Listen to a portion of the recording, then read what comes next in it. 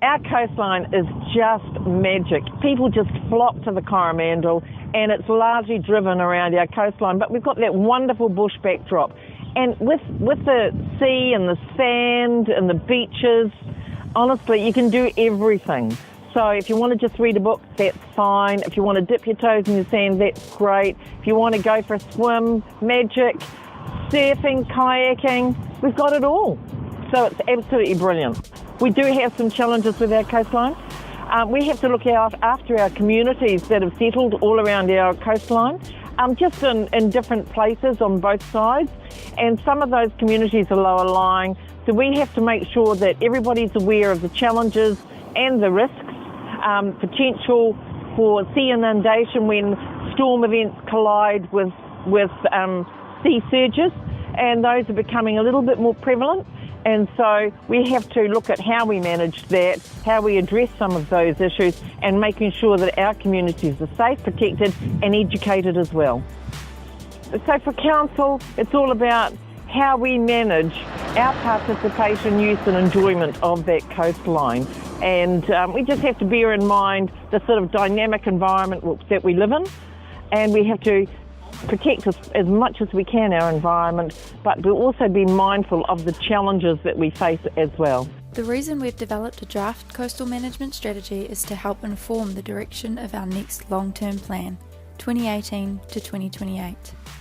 It will also help steer the way we advocate on your behalf to agencies like Waikato Regional Council and the central government for funding and support on coastal management practices now and into the future. There are 5 themes covered in the draft strategy. Theme 1, Natural, Environment and Amenity Values. This is about the way our water bodies interconnect along our coastline. It's about the health of our rivers, our streams, our aquifers and our coastline. It's about deciding what's important to us as a community. Possible actions include mangrove management and identifying risks to our healthy streams from coastal water and wastewater systems. Theme 2, Coastal Hazards, Physical Processes and Community Resilience. This is about coastal erosion and coastal hazards. It's about what we can do best for our west and our east coasts.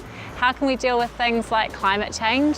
How can we deal with things like sea level rise and how will that affect us? We're suggesting a range of different options for these, both proactive and reactive. This includes making sure our communities and our infrastructure are prepared for any hazards that come our way.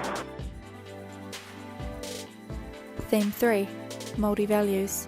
How do we support the role of development of iwi management plans, acknowledging tangata whenua's role as kaitiaki? Theme 4, Recreation, Open Space and Access. This theme is about striking the right balance between recreational needs, so providing things like boat ramps, things like playgrounds, and also ensuring that we are balancing that with the needs of our natural environment. Actions around this is how we provide access to our coast. Signs, footpaths, commercial activities on our reserves. It's also about how we maintain our coast with dunes and restoration planting. Theme 5, Community Assets and Infrastructure. This theme is about how we plan our infrastructure and community assets along our coastlines. How can we best cater for our communities and how can we make sure that our visitors have a really amazing experience? Possible actions include working with Waikato Regional Council around the removal of septic tanks and with NZTA around our roading network. So, we want your feedback on these themes to help us work together on the challenges and changes ahead. Let us know if there's anything we've missed. Come to one of our community feedback sessions or go online to our project page. All the information can be found at www.tcdc.govt.nz/CMS.